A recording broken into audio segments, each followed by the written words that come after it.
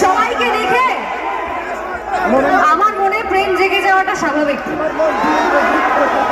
So আর সবচেয়ে বড় কথা কি বলতো, এখানে না মেয়েদের থেকে ছেলেদের সংখ্যা বেশি। Thank you. সো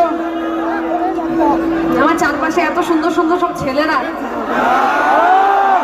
তাদেরকে দেখে বলছে আরে প্রেম জেগেছে আমার মনে, বলছি আমি তো।